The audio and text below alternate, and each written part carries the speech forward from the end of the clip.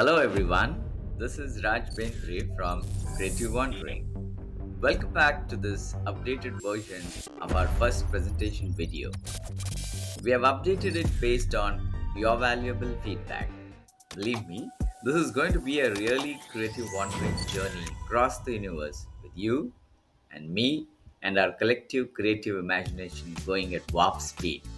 So tighten your seatbelts, sit back, relax, and enjoy every moment of this with yourself, with your family, and with everyone else around you. Thank you. Although each one of us has a definite beginning and a definite ending, what happens between birth and death is so very different for each one of us, isn't it? In fact, when we look back on our life, we will see that we have always been doing creative wandering, isn't it? And that's why we are here on this journey together, right?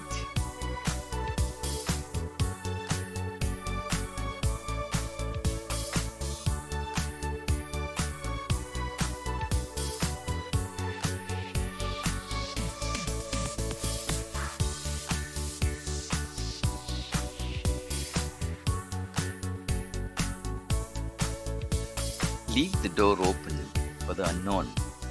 That's where the important things come from. For to acknowledge the unknown is part of knowledge. Rebecca Solnit. Alright then, let us explore together our place in the universe. Let us try to find out our GPS location in this infinity.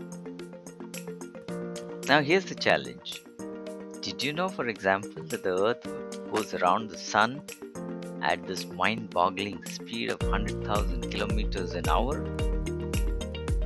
So is it even possible for us to know our true GPS location, which is always changing moment to moment? Let's go on this creative wandering journey further. Did you just notice that the diameter of the planets and the stars which you are seeing in the video which is playing in front of your eyes is increasing all the time, and they're going from thousands of kilometers to millions of kilometers in diameter? There is no end to this. This is so far as our observable universe is today.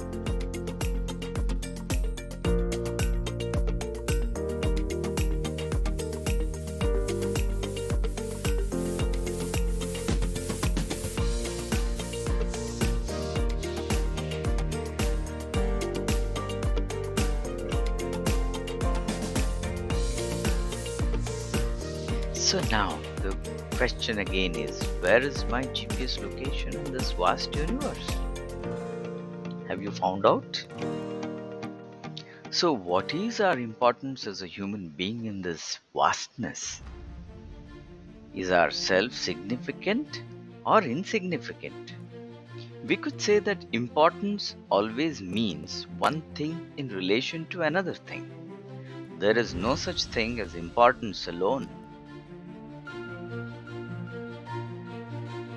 So, the right evaluation would be that this context is important, the whole of existence is important, and coherence of harmony in existence is important.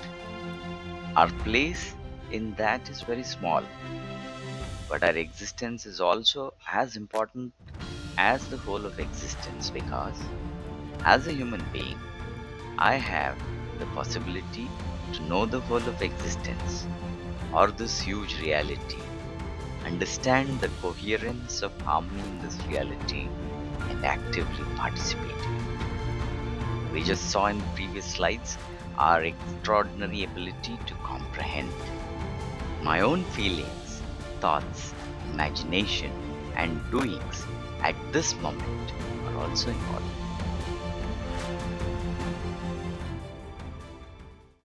Next, let's take a look at the phenomenon of emergence in creation, which is truly awe-inspiring and wonderfully complex. It represents the remarkable ability of simple components to self-organize and give rise to sophisticated, unpredictable, and often beautiful phenomena that transcend the properties of the individual parts.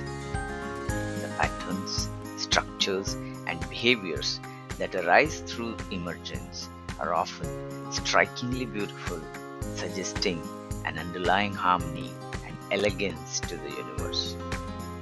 The wonder of emergence lies in its ability to reveal the hidden potentials and creative capacities within the fundamental building blocks of reality itself.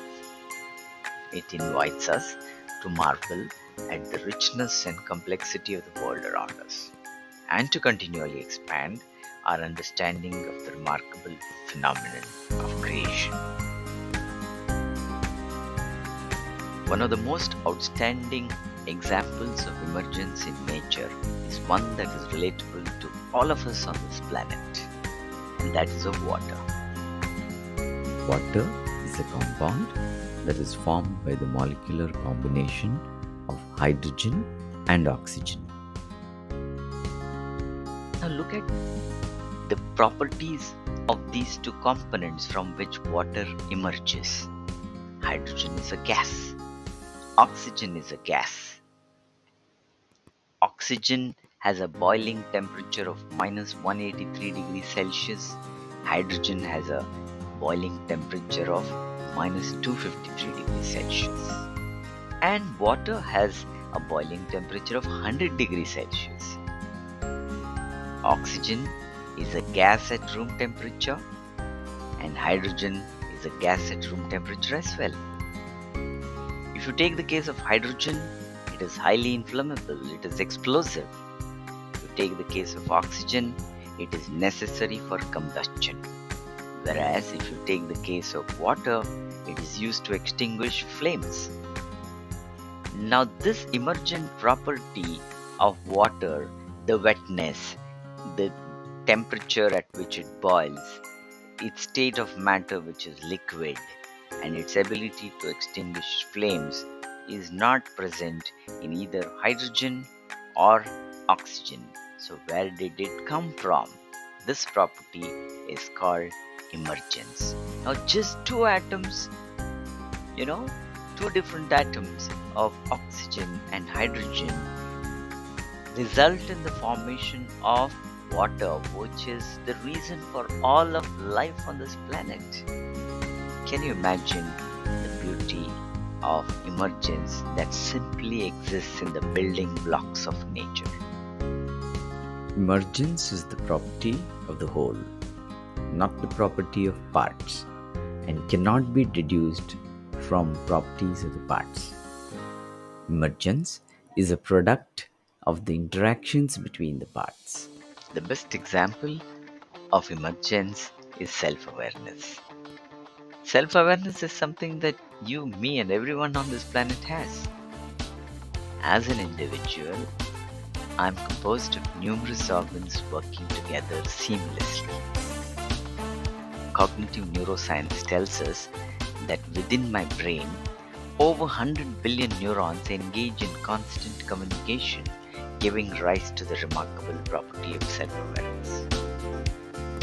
Consciousness allows me to perceive my body and world around me. Self-awareness goes a step beyond this perception. It involves recognizing my own consciousness, grasping my existence, and understanding that I am aware of my own being.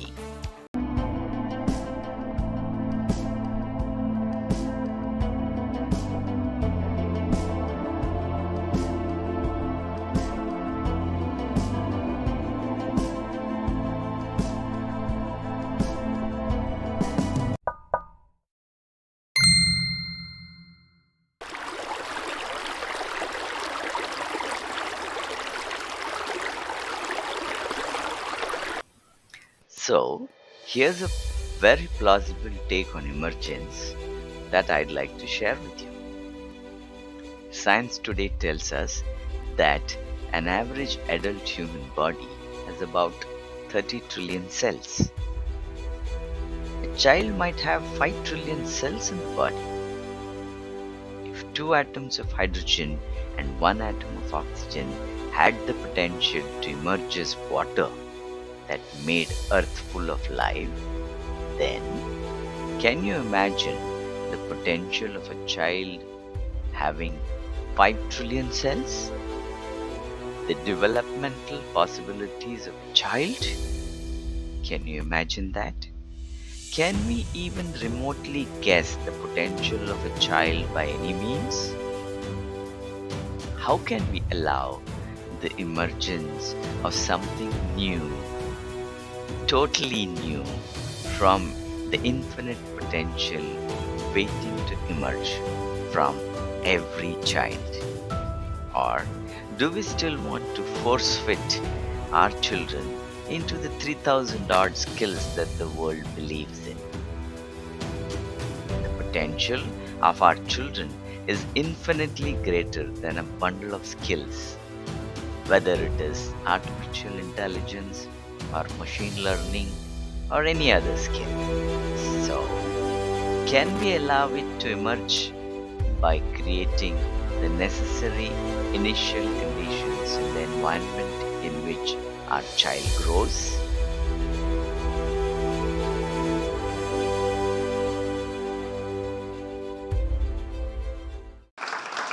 Then came the big day, when Zhang performed at Carnegie Hall.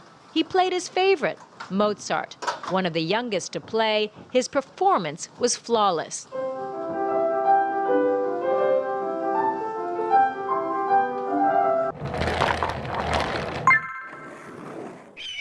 The real voyage of discovery consists not in seeking new lands, but in seeing with new eyes. These are some of the world's tallest buildings, a testimony of human potential.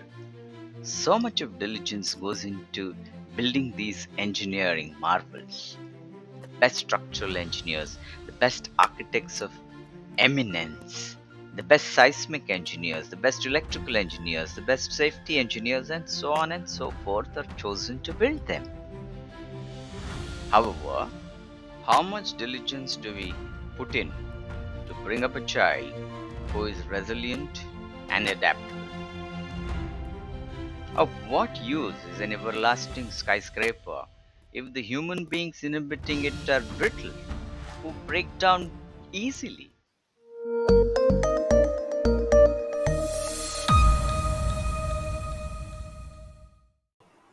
Engineers design and build such bridges. Due to an engineering design fault, 10 to 100 or more lives may be lost if the bridge collapses, depending on the size of the bridge and the time of the day during which it collapsed. However, if teachers fail, a whole society can collapse. On the other hand, teachers can strengthen the foundation of a nation by becoming partners in the possibilities of every child.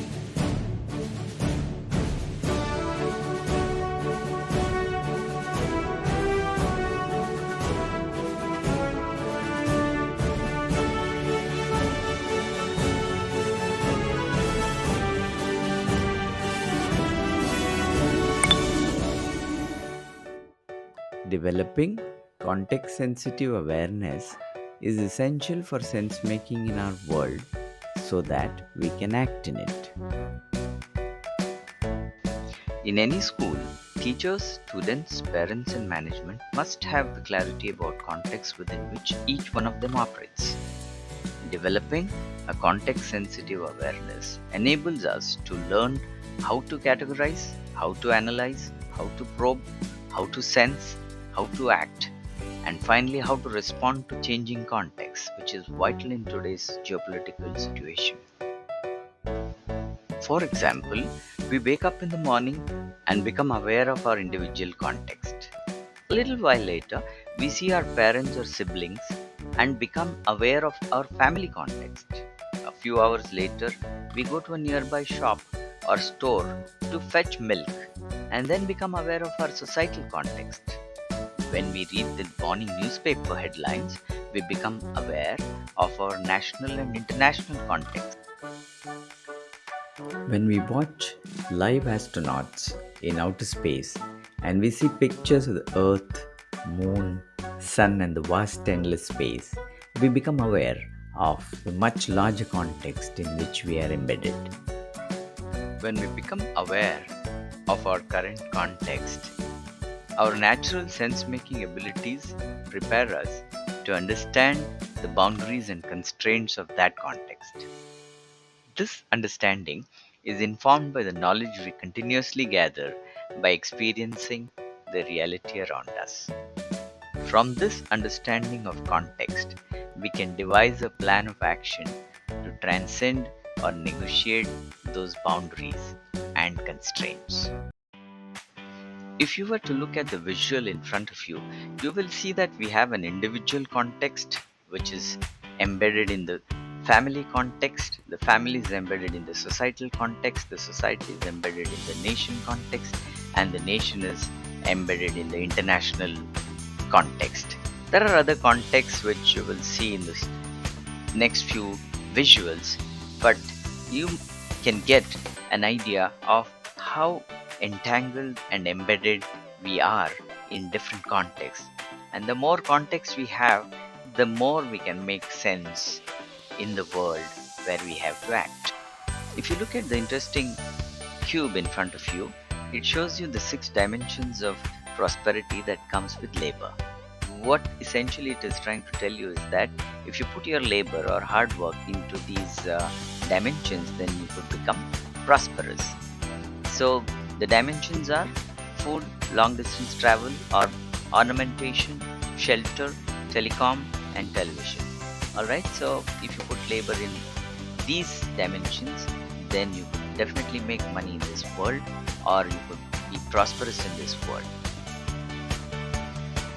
We observe that the material order, the plant order, the animal, bird order, and insect order, as well as the human or knowledge order, are further embedded in existence as well as space.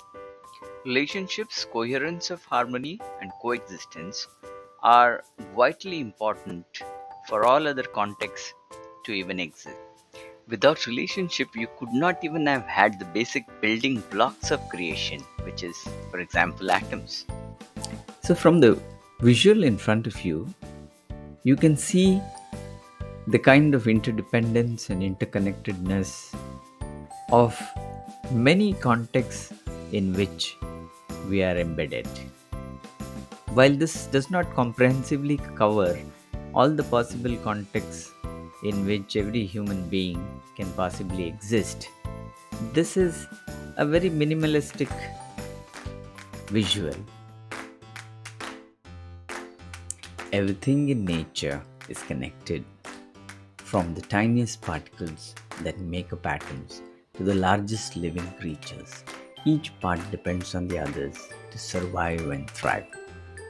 Let's start small. Atoms are made up of even smaller particles called quarks and leptons. These particles join together to form atoms, which then combine to create molecules. Molecules are the building blocks of cells, the basic units of life. Cells work together to form plants, animals, insects, birds, and human beings. Just like the tiny particles needed each other to form larger things, these living beings also need each other to live and grow.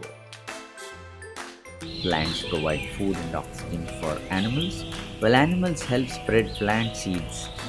Insects pollinate flowers, allowing plants to reproduce. Humans care for and protect many species. This web of giving and receiving, where each part helps the other, is called coexistence. In nature, nothing exists alone. Every plant, every animal, and every tiny particle plays a role in supporting the others. By working together and depending on one another, the natural world remains healthy and in balance. Coexistence means life in nature is one big cooperative system. When we understand how everything is connected and helps each other, we can better appreciate the importance of respecting and protecting our environment.